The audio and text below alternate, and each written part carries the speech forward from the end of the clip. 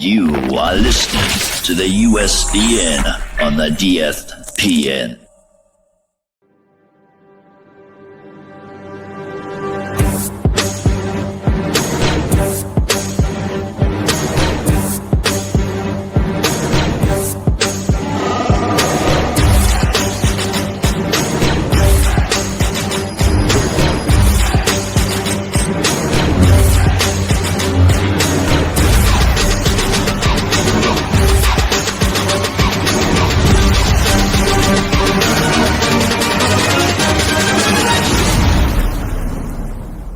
It's a trap!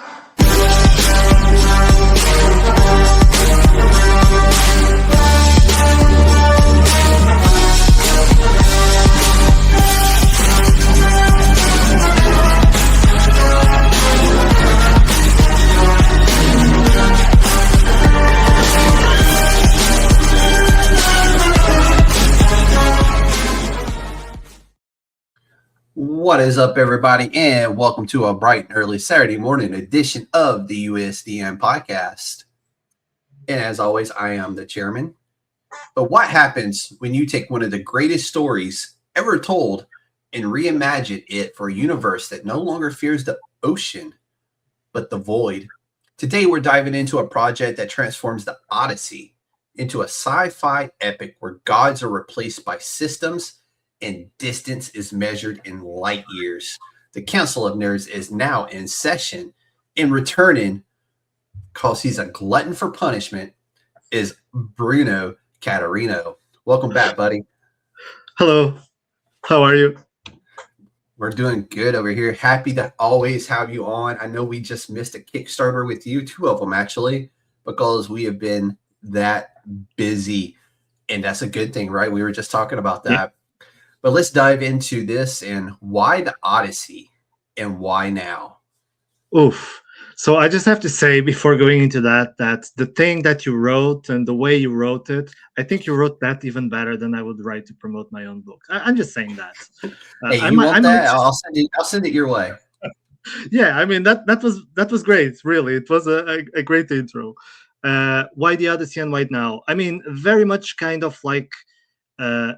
In a way, what you said, but I can expand on that. But it's, I mean, we have the Christopher Nolan movie coming up, so it's like, we don't need another Odyssey, do we? And the thing is, I think we still do, because it's a timeless story that has been told countless times anyway. It has even been told as sci-fi, which I didn't know, but of course it has. Yeah, there's like a cartoon called, I don't know, Ulysses something 43 or whatever. I didn't know it. I haven't watched it yet. I kind of want to, but I still haven't watched that. But it has been told many times. But I think the reason why I wanted to tell it was I wanted to make it for current audiences. And like you said in the beginning, right now the ocean, at least at the surface level, doesn't have any more mysteries, right? We know we have the world mapped out. We know what is everything. We have explanation for pretty much everything that happens that's weird. So it doesn't have that mystery that the oceans had in ancient times. And that's why space. I think it makes sense to tell this story in space, because that still has plenty of mysteries. There's still a lot of phenomenon that we don't know. And there's, so that's kind of the reason. Also, because the gods of the Olympus, it kind of makes sense to, I don't know, for me, they were oligarchs of that era, right? They were the people who made all the decisions. And yes, technically they had powers, or sort of, because they were gods, but I feel like nowadays, like the rich and powerful, I mean, we call them rich and powerful for a reason, right? They have power over the world, and that's kind of what I wanted to get into. I want to tell this story in this world, if that makes sense. No, I like that, dude. That's a great explanation. So what do you think the Odyssey represents to a modern audience? I don't know. I mean, I I think we talked about this before. I mean, I like to tell stories for myself, Yeah, stories that I think I yeah, will enjoy to write, and then hopefully the audience will come. Uh, what does it represent? I mean, for me, it yeah. For you. represents. No, I mean, I'll start with that. For me, it represents that when I was a kid, I saw a cartoon about the Odyssey, and I loved it at the time. Mhm.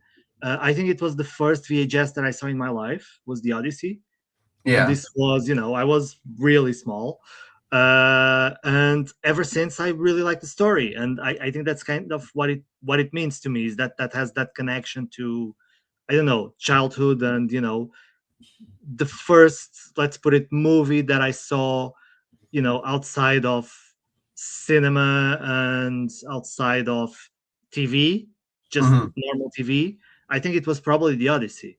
For modern audiences, I mean, I don't know. I think that the movie now, the Nolan movie, is probably going to get a lot of attention from people. It's going to make a lot of people enjoy the story again. But I'm guessing that a lot of people probably don't know the story outside of, the myths.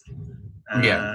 Uh, there were several movies that already kind of did the movie, but I I I don't think modern audiences right now are like, we really love the Odyssey. The Odyssey is like the best IP ever. It's not like Yeah.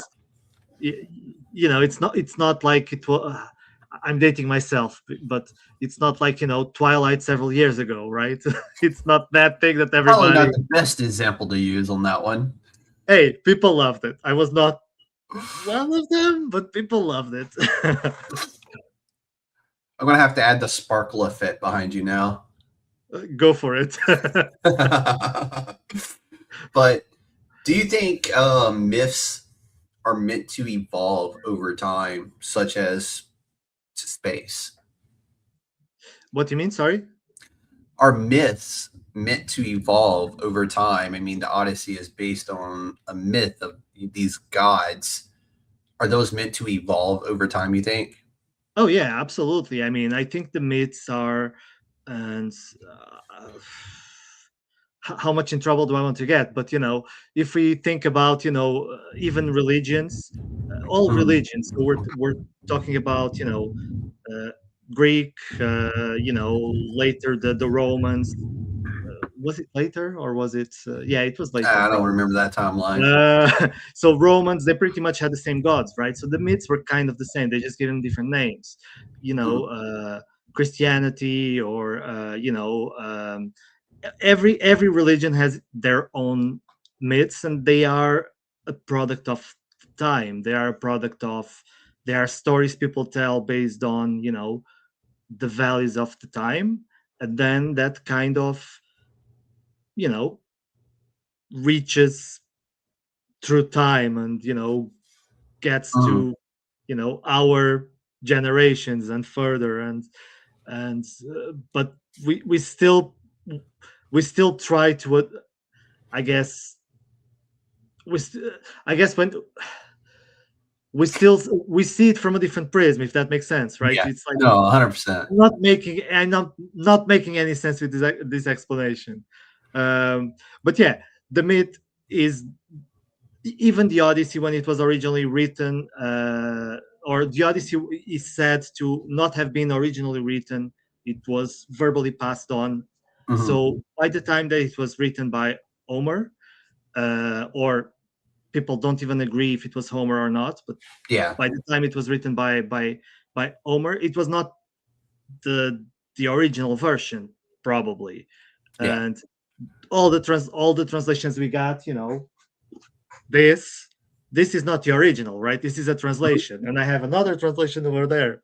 So it's still not the exact Yeah. thing, and you kind of reinterpret it through your goggles, if that makes sense. I feel No, like I went around and I did not respond to your question. no, you answered the question twice, actually, just two different ways. There you go. I always give more than, You yeah. gave the Bruno answer. You gave the Bruno answer. That's what that's going to become. Is when you answer the question two Confirm. separate ways, it becomes the Bruno answer. it's going to become a verb. You're Brunoing the answer. Exactly. It's already a verb now. It's done.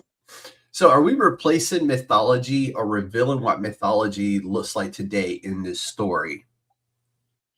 A little bit, yeah. I think the whole thing about the gods being oligarchs, that's definitely different. I kind of still want to stay truthful to what each character is. So their uh,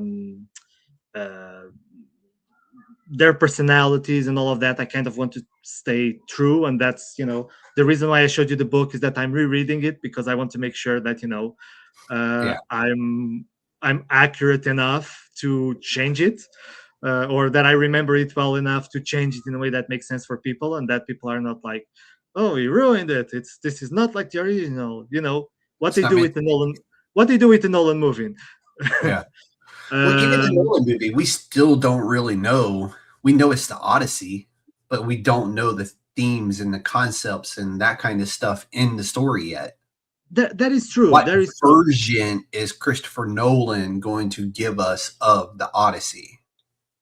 Yeah, I guess that is true. I guess, yeah, we didn't get much about the story. Yeah. Yeah, we got this, 10-15 second teaser that kind of showed the major stars in the movie, but we still don't really know a whole lot about it. I mean, we can sit here and say, yeah, we know what the Odyssey is meant to be, but what is it meant to be to Christopher Nolan? Yeah, I think you're right. I think that makes sense. Yeah.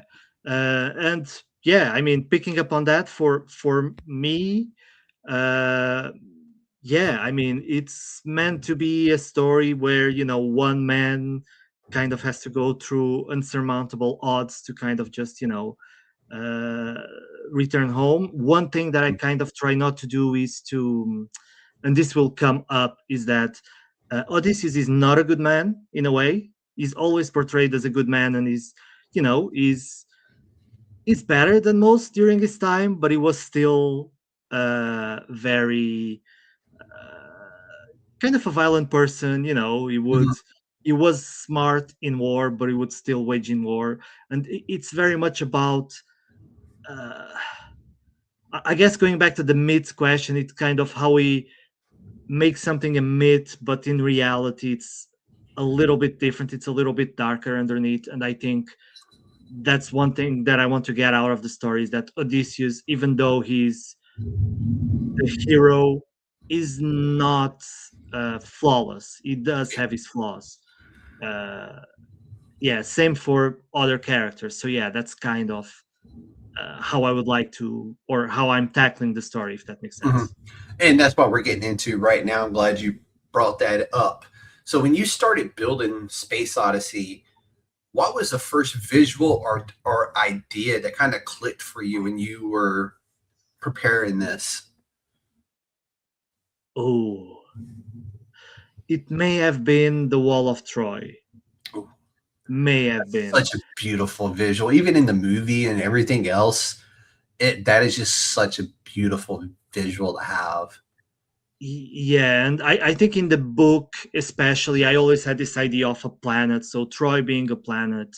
And so this image is public. It's actually the main Kickstarter image. So you can check, if you check in the Kickstarter, you'll see the image that I'm talking about. And it was that invisible sort of energy wall around the planet. And that's kind of made me think, what made me start writing this, was having like this visual of, what if, right? What if Troy was a planet? What if there was a wall around the planet that's just energy? And there's like this huge armada going against the planet, everything thrown at it, and it doesn't make any dent in it. So that was kind of the initial image, and then everything came after that. And Erwin, who is the artist, who I'm really lucky to be able to work with in interior, because he's a really hard guy to get to do interiors. He did it brilliantly. That image is gorgeous. I mean, the whole book is gorgeous. And we're going to talk about them here in a little bit, but let's focus on the world building right now. how did you approach transforming Troy into a planet? And you just touched on it a little bit. What makes it feel unique instead of just Earth in space, so to speak? Even though What's Earth is the in space, but what was the beginning of the question? Sorry, I missed that. how did you approach transforming Troy into a planet? Okay. I mean, I don't know. I think that was kind of the genesis of it, right? I think it's just, I don't know how it is for you, but for me, ideas just pop in. I mean, just the other Mhm. day, I woke up with an idea for one of the superheroes in the world of Flame Vault, and I just spent that day writing like an outline for that story because it just popped into my Mhm. head and just wouldn't leave me alone. Yeah. And if I put it down on paper or digitally, whatever, but if I put it down, if I write it down, it kind of leaves me alone, and I know I'm not going to forget it. And Yeah. I think Troy was like that. It was like this thing in my head that I took notes on, and I was like, okay, I can probably use this someday on something. But I probably didn't even think it was the Odyssey.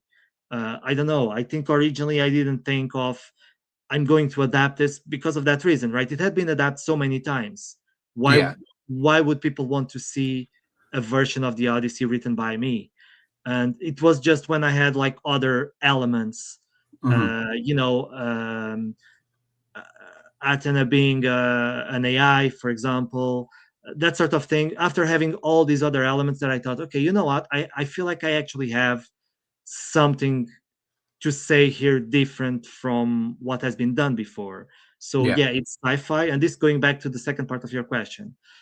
So yes, it's sci-fi. Yes, it's in space, but then there's thematically, I also want to uh, bring it to today's audiences. I want to, um, yeah, I mean, going back to the whole uh, oligarchy of things and all of that. Uh, it's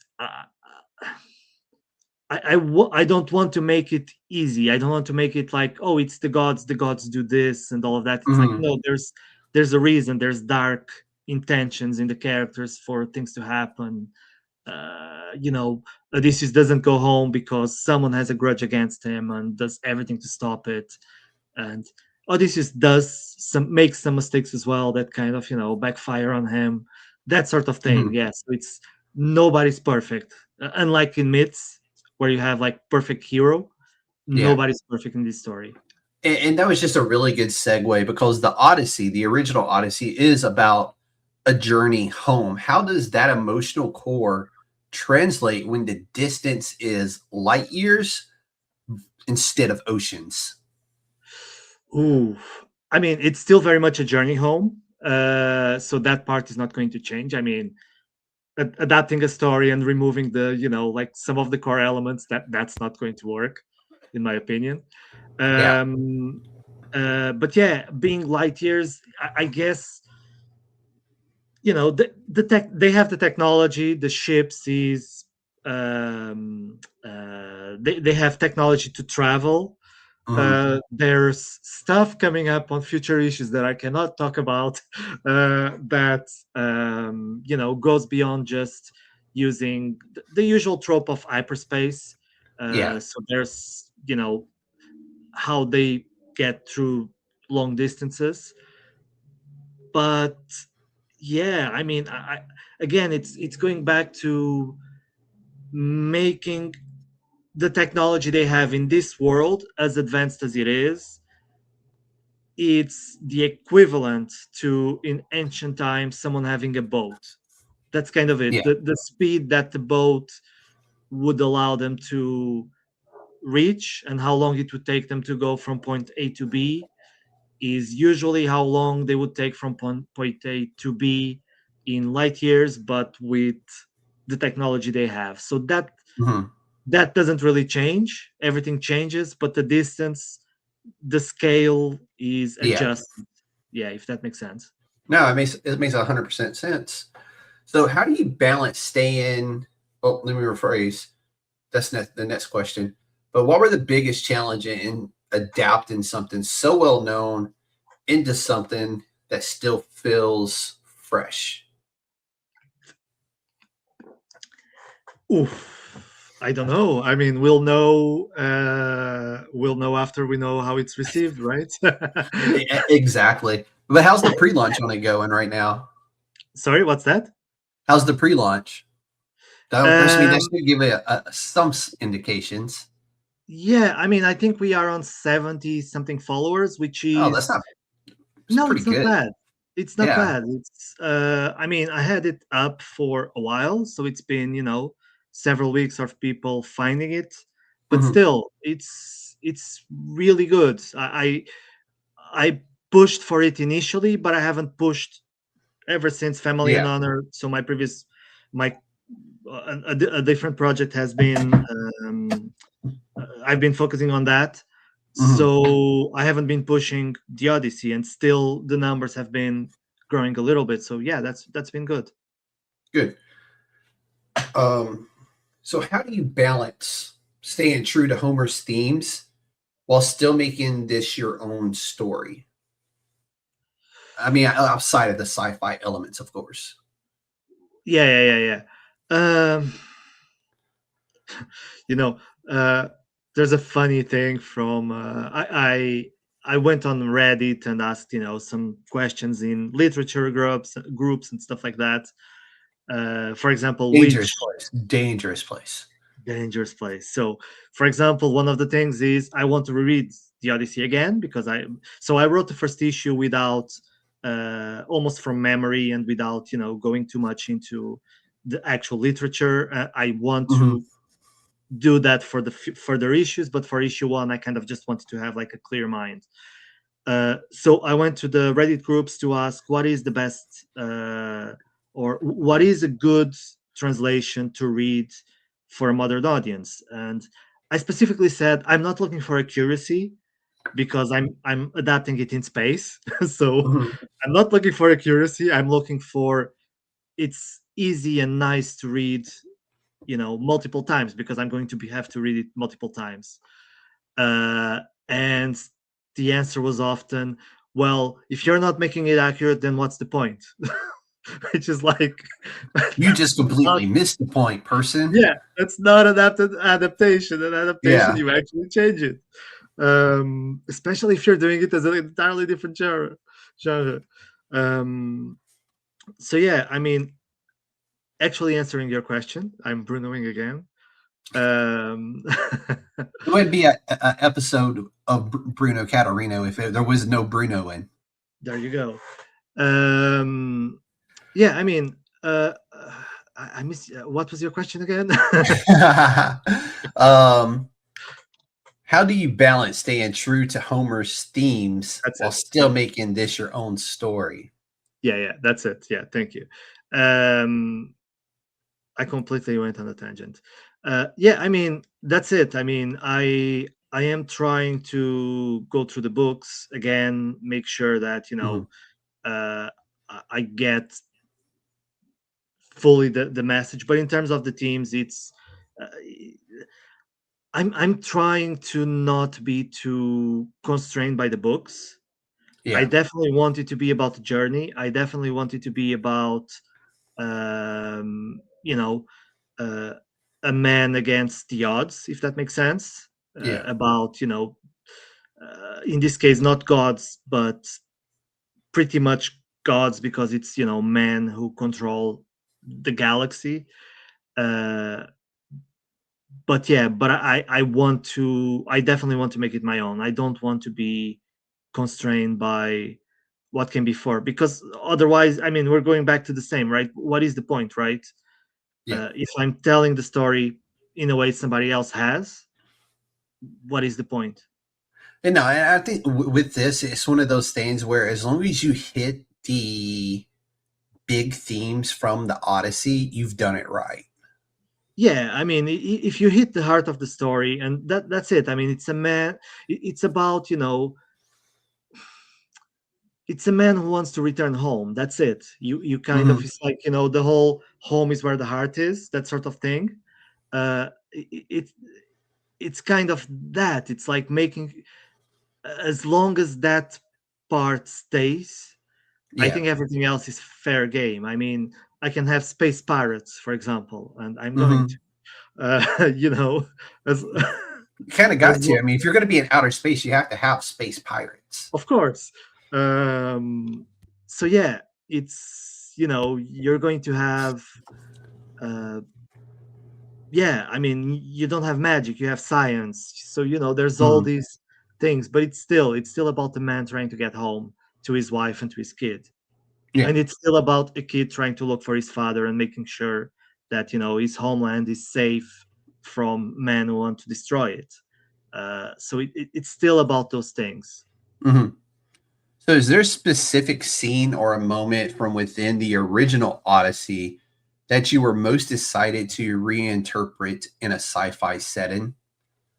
Oh, Unless it's going to give away the story, then I don't do that. But I mean, we know the story, right? oh yeah, Yeah, I mean, the story is the story, but I don't know. I remember from the original cartoon that I watched, the sirens scene mm, where he's kind of tied to the mast.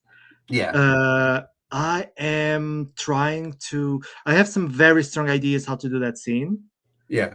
but I'm still very undecided. So we'll see. But that's one that I'm really excited about. So, what kind of tone are you aiming for with Space Odyssey? Is it going to be more grounded sci-fi? Is it going to be an epic space opera? Or is you going for something kind of like in between the two? Yeah, probably more in between, but Mhm. pending to the serious side. So I pitch it as the Odyssey in space in a galaxy far, far away. It's a Yeah. clear reference to Star Wars, but it's probably closer to Star Trek, if that makes sense. It's a little No, bit yeah. more, yeah, it's Yeah. it's a little bit more mature sci-fi. Mhm. And like I said, there are serious themes.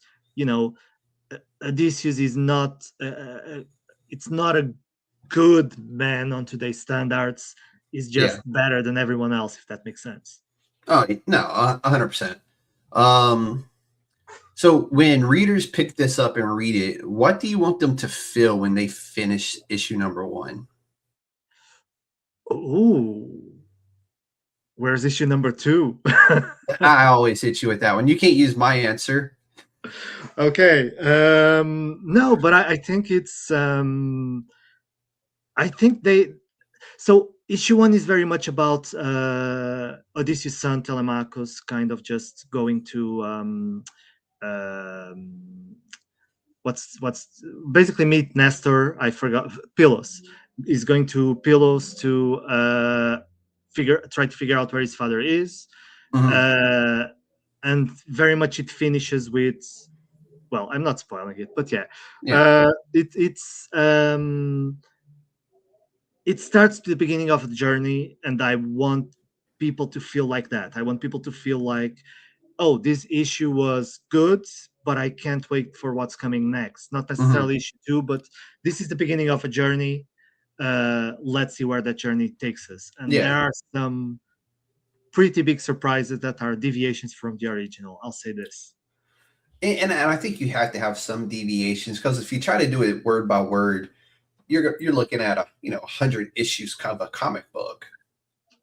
Yeah, and that was the other thing. My original intention was to do it as 16 issues, Mhm. which first was an odd number to do as comics because when you want to collect it, it's 556. It's weird, Yeah. but also even when you look at titles from Image, Boom, etc., All you over don't the still place. you don't see a lot of series going beyond the 10 issues. Yeah. So it's like, what? Let's be more realistic. Let's Yeah. maybe aim for 10 issues, and And when that's you pick up the trade paperbacks now, it feels like, trade paperback number one will have like 3 issues and some bonus material. Trade paperback number two may have 5 issues and some bonus materials. And you're like, where's the consistency with this? Because there's not any anymore. It feels like trade paperbacks are all over the place. I'm like, are we just doing this all willy nilly now and just not finding a balance? Or are they just rushing um, to get the trade paperback out, Yeah. So it's kind of wild. It's been really wild in that perspective because I've seen so many of them do it currently. Yeah, I mean, I do plan to be consistent, so 5-5. But yeah, I do feel the need to reduce it and to yeah, it's going to be a much shorter story. I'm sure that my I'm just going to say the word, my fans in the literature groups, that I'm sure there are many in the classic literature groups, are not going to enjoy it because I'm going to change words. Yeah, no, I mean, it's kind of wild in that perspective, right? That you're trying to do an interpretation of a story in comic book format, but yet they're going to get all, tussy, if you will, over the fact that you cut out elements of the story. Well, yeah, you kind of have to.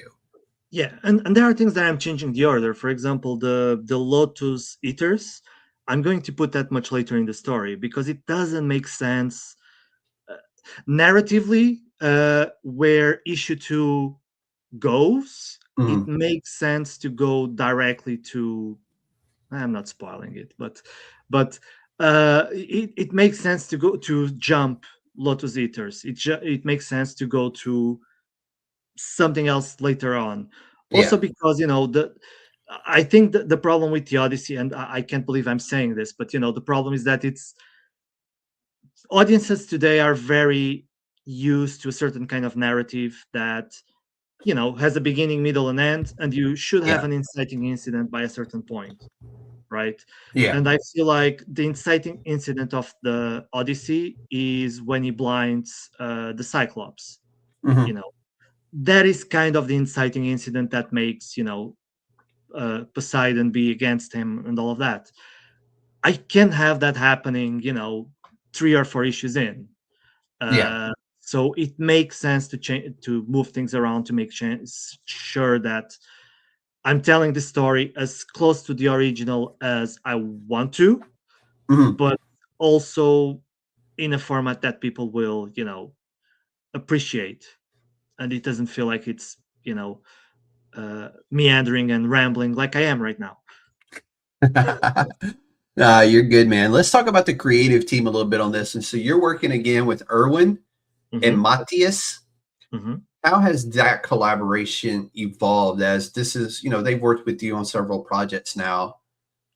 Terrible people, such terrible people. No, they are amazing. And Erwin, we did Cinematic Figments, one of the stories, and Matthias, he's done several of my books as well. But he works really well with Erwin. His letters look gorgeous in his artwork, so it makes sense to keep them together.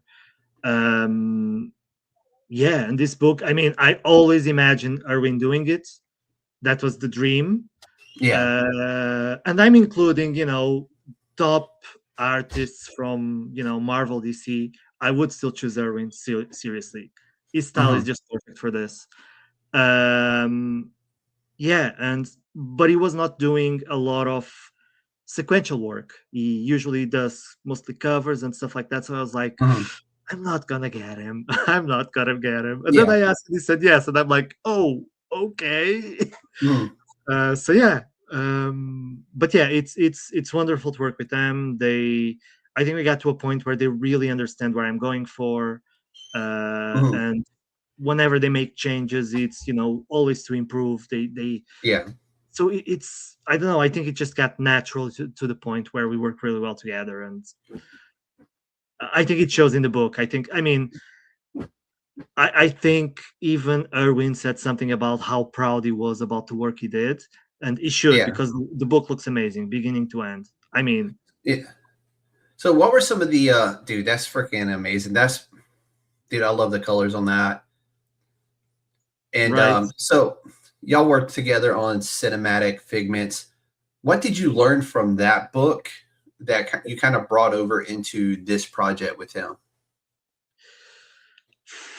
I don't know. I mean, because Cinematic Figments was the first book that I started working on, I feel like I learned a lot about how to make comics.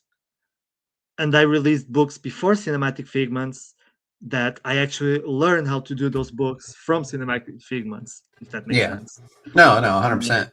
But I mean, I don't think I learned anything specific for the case of working with Erwin and Matthias. I think it was more in, how do you make comics, really? I think for the sake of this, trying to keep, because of Erwin's artwork, trying to keep panels or a number of panels, a reduced number of panels per page works really well with him. Mhm. Doing double page spreads, I wanted to do it anyway because this is a epic, and in an Yeah. epic you want to have art shine and come through and all of that. But I think for his artwork it works really well to give him space Mhm. to to do his thing, and I try to do that in this book. So, what makes this project more ambitious than what you've done before? What makes this project more ambitious? Well, oh man, do we want to go there? So the thing is, so I'm getting to a point where keep making so making a book is expensive, Mhm. and I want to keep making books, which is expensive. Yep. So I don't know. I feel like I need to start pushing for making more money back from stuff. So it's ambitious in terms of goals that I'm going to set in terms of the Kickstarter. Mhm. I'm aiming. I don't know how to put this, but I'm aiming for failure, as in not expecting to fail, but I am setting myself a goal that where failure is possible. Yeah. I think that's it's more ambitious in that case. In terms of story, it's ambitious as any series. Uh, it's uh, it's much easier to do a one shot or an anthology. It's much harder when you do like a longer series, and especially when you're doing a series like the Odyssey, which is Mhm. gigantic and Yeah. epic and has been told several times. You kind of want to make something different. Mhm. So all of those are challenges, but I think you know I don't want to put it like this, but I think I've been doing I think I've been doing it for long enough, and I've been working with wonderful people who have been doing it for long enough that I think the work we can deliver. We can put the stuff Yeah. out there. It really is, can we make enough back to make, issue 2 and issue 3 and issue 4 and, Mhm. go all the way to issue 10, which we can. It's just how long it will take. So Yeah. that's the biggest challenge. So this book is done. Like Issue 1, yes. it's issue 1 is ready to go. I know you haven't launched it yet simply because you still have Family and Honor that is live right now. So while Space Odyssey is building momentum, literally have a whole nother book at Kickstarter right now that is live. Kind of what's that core behind Family and Honor? And that's honor y'all with the U because he's from the UK. They have to Yes. add those extra vowels in there. I read somewhere that the original version actually didn't have the use, and it's later on that it was added by the British. So you guys are actually the ones who are right, which is surprising. Sorry to say. No, I'm kidding. But so Family and Honor is completely different story. It's much more no-fi. So it's not Yeah. sci-fi, it's no-fi. It's more of a historical drama. So and it's about a man during a conflict between so there is this thing in England where the children of the king kind of rebelled against him because they wanted more power, they wanted more, they wanted more power basically. And that rebellion lasted for maybe a couple of years. It was not a big period in history. Yeah. But I wanted to write a story that was about dilemmas and impossible dilemmas, and it's very much about a baron that's loyal to the king, who is betrayed by one of his own, and because of that, he has to make a decision to punish that person in the way that hurts the most. Let's Yeah. put it like that. And is he capable of doing that or not? So it's a very, because who suffers is not the person he's punishing. It's actually innocents are the ones who suffer. Oh yeah. So yeah. So what kind of, like, I know this is kind of like a Game of Thrones-esque themed book, but how does that project and Space Odyssey, like kind of how are those different? Because it's along the same themes as a historical piece, but could you just kind of like give us a little bit of a, what in your head, what's the difference between these two? I mean, other than one's in outer space and one's in, the UK. You just removed my answer. You just took away my answer. That was my answer. Oh. Well, hey, we'll skip that one then. No, it's fine. No. No, I think it's a much more personal story, Family and Honor, right? So it's very much about this baron. It's about the relationship with the people in his life, with his nephews, who are main characters in the story, and with this unseen character who is the person who betrayed them, who we don't see in the story, but he's let's consider it the big antagonist of the story. And of course there's the king, who is also an unseen figure, and it's someone that the main character does not want to disappoint. So it's like he's an authority figure that he wants to stay loyal to. And Space Odyssey is much, there's still the personal stakes. There's still the whole themes of family. In that case, they are actually kind of similar. But, it's also a space opera. It's like big, space battles, and there's lots of action. There's lots of fantasy and sci-fi. And in Family and Honor, no, it's very much, I don't want to use the term talking heads, but it's very much talking heads. And it was a challenge to find interesting ways to show the action happening, that it was not just talking heads. So it's not just talking heads, but it's very much that Game of Thrones, like you said, kind of political intrigue set in medieval times. I like it. So let's talk a little bit more about like Kickstarter in general. So how important is pre-launch momentum on Kickstarter? Because I mean, you're literally going to be Family and Honor is going to basically finish, and then Space Odyssey is going to start. Not immediately, because there's going to be like I have to fulfill Family and Honor first. But I can do that in about a month, so that's fine. But yeah, 1 month later, the Odyssey is going to launch, and I will be, promoting the pre-launch page during that period heavily. And it's I don't understand the Kickstarter algorithm, but the pre-launch is really important, because the number of followers you get before a project launches gets you the first backers. Gets you basically the first backers. And the more backers you get in the first, day, the better your campaign is going to do, because it just, I don't know, it just sets the algorithm for success. And I think the way Kickstarter does it is the more notify me's you have on your pre-launch, the more they push it to the front of the page. Is how I think they do it.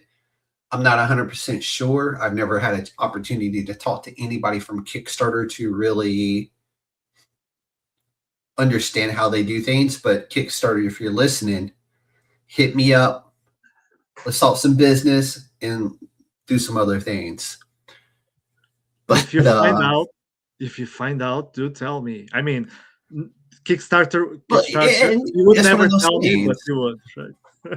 And that's one of those things where like a partnership between or an affiliation between me and them is beneficial in a bunch of different ways, because I literally talk to people on a weekly basis that use their platform to produce their books, and to get the funds to produce the creators' books. So to me, in my head, it makes sense. It may not make sense for them because they've probably never heard of me, even though the USDN is a super backer. You would think that would mean something, but no. Now, it's one of those where if it makes sense in my head to be a partner or an affiliate with them. And there's a few others. I'm working other stuff behind the scenes, but Kickstarter is definitely like one of those like top threes for me that makes sense from a partnership perspective, because I literally promote You them. send a lot of people to them, basically. Yeah, I promote them like weekly, basically. Like 90% of my content is Kickstarter content. Maybe I just need to start @ing them every single time, tagging them, collaborating. I mean, until they go, okay, hey, dude, we got it. Oh, we got it. We'll send you an email. I mean, to be fair, a lot of pros say that that's how they start, is that they start, not atting them, but actually showing up, right? The older pros that, were before the internet, they were just showing up. It's like, well, can you just show up if we give you a job? So, Exactly. So, I don't think Kickstarter has a podcast per se that helps them do launches. They just kind of like people launch and just kind of kick it into the blue and hope it sticks, and hope it gets traction. That's interesting. I don't know. Does Kickstarter have a podcast? I don't think they do. I don't know. Yeah. So again, Kickstarter, get at me. That would be a very good idea. Yeah. Damn, you have a lot of good ideas. I always do. I'm working another one, May 1st. Stay tuned. Okay. But there you go, folks. New information coming up, but great ideas. The Great Idea Fairy visits me on every now and then. So no, I say this because every time I talk to you, I come out with some idea that I'm like, oh, how did I not think about that? That's actually great. I know. Like, I take so much credit for your work. I just don't say it out loud. You should take more. I'm like, that really cool cover that Bruno did? Yeah, that was my idea. Yeah. That one I did do. That one I did say. I did take credit for that one. Yeah. The Virgin covers thing, I mean, that was like, I've been doing it since, right? I mean, I know. I've done it for Flame Vault. I've done it for Family and Honor. I got the Flame Vault. Like, that was the one cover. I was just like, that cover was too clean. I had to have that one. If I got any of the covers, that cover, it really did so well. It did. I was so impressed with it, and you used good quality, paper for it. It just came out so good. Yeah, the print, I did not expect it to print so well. It just looks gorgeous. That was one of the things I worried about, was because it was the way it was going to be printed, like, because the way it's split into, the different segments or whatever. Yeah. I was like, that could have went really bad, but thankfully it did, and it looked so good. Yeah, I was impressed. Yeah, I'm glad you got that. Yeah, 100%. But yeah, your idea. So y'all heard it here. You any good ideas? Hit me up. Business email is in the description. But where were we? So what should creators do before theoretically hitting launch on their project? Oof. I mean, you are a pro at this point. You are a vet of Kickstarter, whether you look it or act it or not, you are. I mean, you've been here like 5 times to discuss books. I know you've launched others. I think you're on what, number 10? No, I think 10 is because it counts the pre-launches as well. Okay. So that's why my Kickstarter shows 10, but I think this is my 7th. Okay. Well, Odyssey is going to be the 8th. Yeah. I mean, pre-launch, I would say that prepare. What I try to do, and I didn't do enough for Family and Honor, is have a schedule already ready, using stuff like Publer. We were talking before. You mentioned what's the one you Buffer, use? Buffer. Yeah. buffer. So having something like Buffer or Publer to schedule your social media posts, it's great. Schedule a few before you even launch. For if you can do it for the entire campaign, great. If not, do it like twice a week for the rest of the week. That's what I usually do. Is I schedule for like 3 or 4 days at a time, and yeah. But definitely Yeah, do it before launch. it's Yeah, definitely do it now before that I launch. found one that I kind of want to use, I can't wait to start using it just because the simplification of my life and giving time back to myself at the end of a project. You know what I'm saying? Because Yeah, normally I post a video, I schedule the shorts, and then on top of all that, I still go back through and I do all the social media as well. I kind of think of it as a cradle to grave for the project on my end because it's literally I have to edit if it needs editing. I don't do a lot of editing. I do like the concept of it just being this raw video where if there's mistakes, if there's flaws, that's a part of human nature. Why cut that out? Especially if it's something just like funny as hell. Well, I'm not going to cut out a blooper. That adds to it. But and then the clipping, like I have to clip, I have to write captions for the clip, I have to title the clip. In some instances, depending on the clip, I'll even make a thumbnail for that clip. And keep in mind, that is a vertical clip. So I have to do a vertical thumbnail, not a landscape thumbnail for that. Not always the easiest things to do. That's why I don't do so many of them. That's why when I do the clips, I do use the covers from the story in the beginning. That way it comes through as a thumbnail. So it's making use of that kind of stuff that makes life easier on my end of it. But again, I'm still writing the captions. I'm still clipping everything. I'm still feeding everything into social media myself right now. And it is a lot of work. It is daily work. It may not be like all day, every day, but it's still, I get off work, I come home. If I launched a video earlier in the day, which in about 60 seconds or less, a video will launch, a new one will launch. I now, after this video, once I get it downloaded, just the video downloaded, I do the social media now for that video. So it's a never ending, train of work to be done when it comes to that. And it's all done by me manually. That's why I'm going to start using something like Buffer.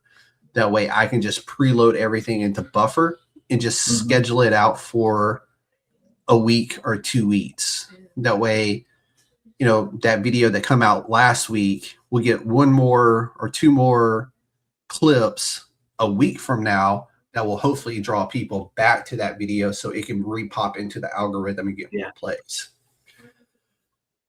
And it's just researching, man, tons and tons of just figuring out what the algorithm or trying to figure out what the algorithm is doing.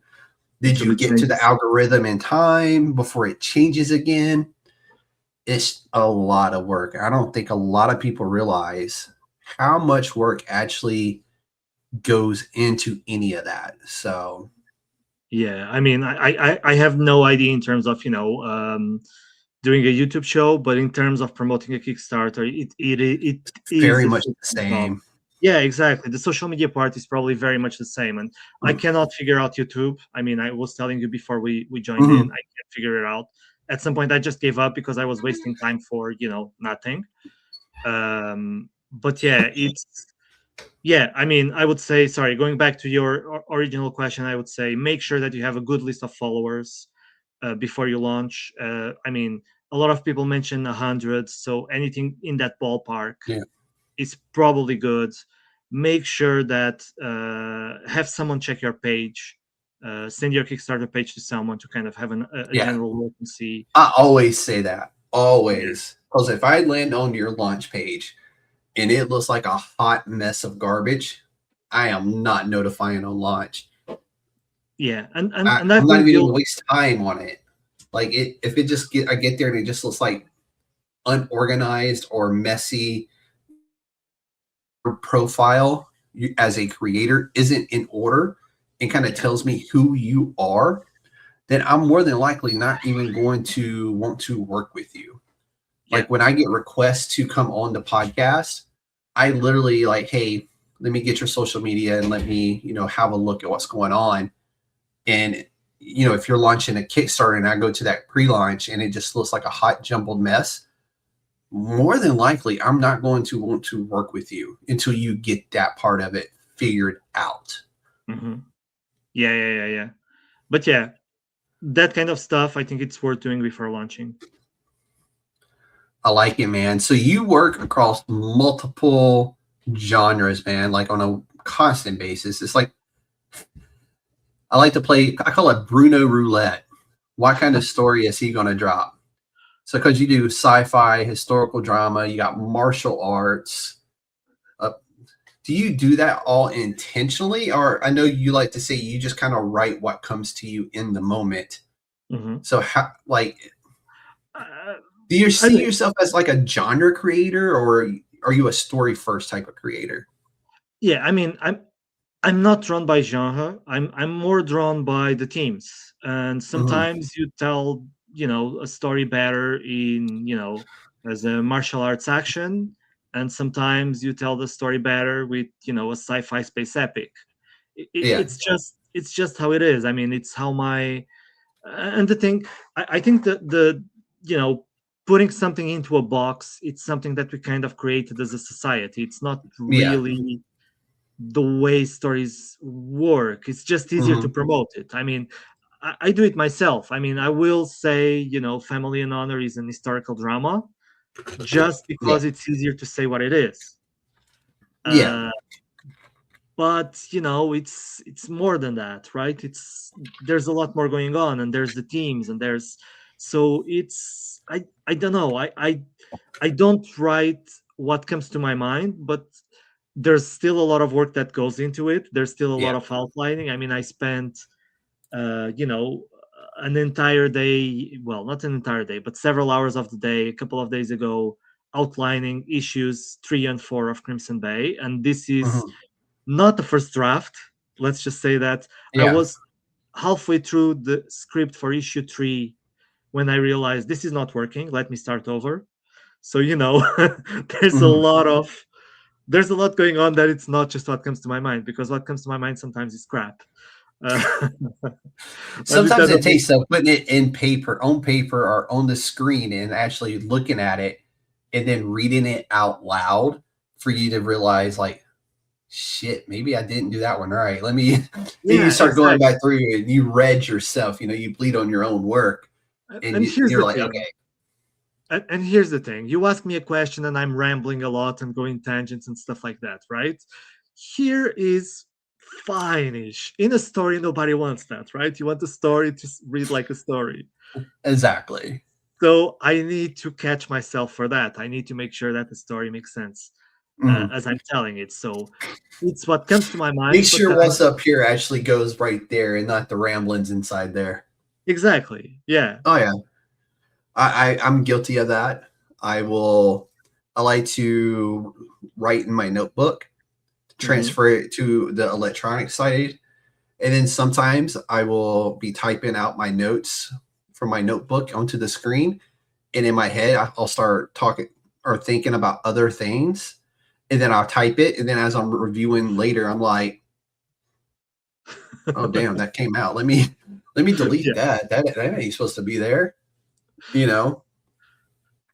As I'm trying to, I have characters for the book I'm wanting to do, and I'm trying to think of good names for them that kind of match who they are, what they represent.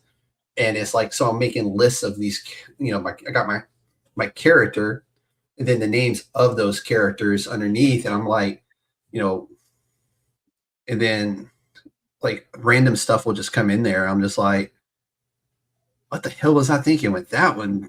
Get that out of there. Like, what in the hell? Like, why would that be this character's name? Yeah. Been there, done that. I completely understand. Exactly. Or like a theme, you're working on a theme and it's like, oh, wow, I really wrote in there, I need to buy more shampoo. Like, what the hell? Because in my head, I'm thinking about like, okay, I need to go to the store. What do I need? I need more shampoo. Like, yeah, it happens, man. At least it didn't make it to the final cut, right? The next thing is, how do you use that in the in the story? That's the next. Exactly. Taking your ramblings and your notes that you're making on a story that you're wanting to write, and then eventually making that into something legible for a comic book that you're going to then hand off to an artist for them to interpret.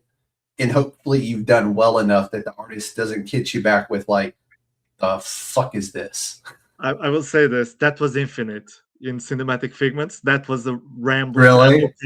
I woke up with some weird ramblings. I wrote the captions, basically, yeah, and then figure out the story around it. So that was a rambling. And, that story was actually good, though. No, but here's the thing. That was okay. Thank you. That was Infinite, right? So the artist came back, and I'm working with him on the Odyssey. So probably the couldn't have been that bad, right? Couldn't have been that right? Bad. Brought it back to the beginning. But what's next, Bruno? I know you got the Space Odyssey after Family and Honor. You're working on Crimson Bay again. What else you got going on, Bruno? Well, I'm looking for a job because I need money. So if you know anyone in the tech industry who's hiring in the UK, no. But other than that, I'm working on Cinematic Figments 3 and 4. So those are in the works. And I am thinking about an anthology about mental health and about neurodivergence. And it's very much about the stigmas and the misunderstandings of society on these subjects and how it makes life more difficult. So I'm kind of starting to work on that. Very early stages. I'm running a Kickstarter, so I don't have a lot of time to focus on it yet, but it's something that's been in my mind a lot for the last couple of weeks. I like it, Bruno. It's time to wrap it up and bring it home. Where can people follow you at, Bruno? Well, Blue Sky is the best place. I think it's Bruno Catarino, I believe. And yeah, you can still find me on Facebook. I pretty much only use Facebook nowadays for my business account. But yeah, those are probably the two best places. And yeah, that's it. Or Substack. Follow me on Substack. That's the absolute best place if you want the juicy bits. And I like your Substack. You give a lot of good stuff in there, especially when you come back from a con or something. Yeah. I like to write about the challenges of cons and how some cons are like cons, if that makes sense. No, 100%. They're all getting to others are awesome. But I'll say this: there are some cons that are awesome, but some cons feel like a con. Yeah. No, 100%. But that is it, everyone. Make sure you follow this campaign. Both campaigns are listed down in the description. Support indie creators and keep your eyes on Kickstarter. Make sure you hit notify on launch because the Space Odyssey will be here before you know it. And if you just want to pick up something else, you can always just head on over to Kickstarter, search in Family and Honor. That's honor with a U, and support that one as well. But ladies and gentlemen, this has been the USDN Podcast, where indie comics come to life. Ladies and gentlemen, the Council of Nerds is now adjourned. Y'all be safe out there. Thank you. Bye.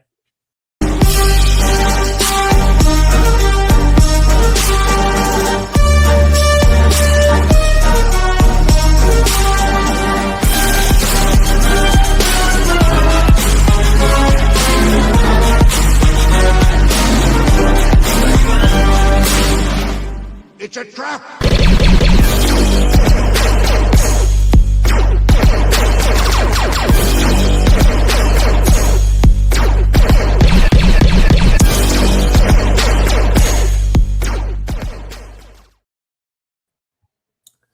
Hey, Bruno, give me just